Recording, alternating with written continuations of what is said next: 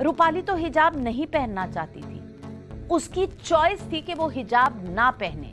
तो जो लोग कहते हैं हिजाब की चॉइस रहनी चाहिए महिलाओं पर, आज वो चुप क्यों हैं? इतना सन्नाटा क्यों है रिजवान भाई?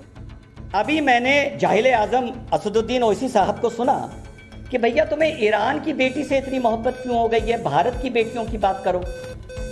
तो यही तो मैं इनसे इतने सालों से पूछता आया हूं कि तुम्हें रोहिंग्याओं से इतनी मोहब्बत क्यों हो गई है, तुम्हें पैलेस्टीनियन से इतनी मोहब्बत क्यों हो गई है, तुम्हें सीएए में पूरी पाकिस्तान अफगानिस्तान से भी मुसलमानों को आने की अनुमति दी जाए, वहां तुम्हें इनसे मोहब्बत क्यों हो गई है।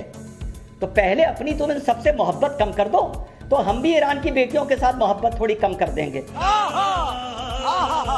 या मौके पे गिरगिट की तरह रंग ना बदलो, कम से कम कुछ नहीं बन सकते तो इंसान बनो। तीसरी बात, आपने कहा ये हिजाब मैटर ऑफ चॉइस है।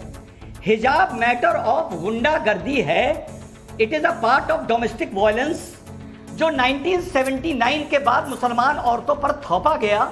लेकिन जब नई नस्ल आई, यानी 79 के बाद जो लड़कियां 1990 में बड़ी हुई, 2000 में बड़ी हुई, 2010 में बड़ी हुई, उनको ये रिवायत लगने लगी, क्योंकि उनको ये पता नहीं कि ये इन पर थोपा गया था।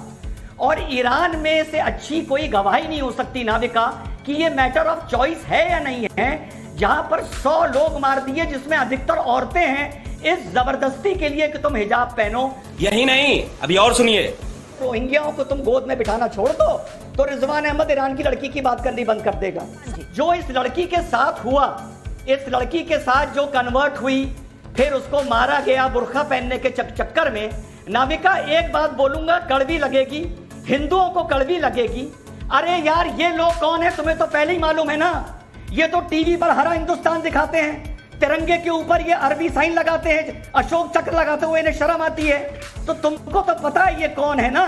तो गलती इसमें उन हिंदू लड़कियों की भी है जो तैयार हो जाती हैं कि हाँ, हम मुसलमान के साथ अपनी जिंदगी बिताएंगे, और बाद में फिर उनके साथ ये होता है। समझ रहे हो? समझ रहे हो आप? समझ रहे हो? रहा था मैं, सपने देख रहा था मैं।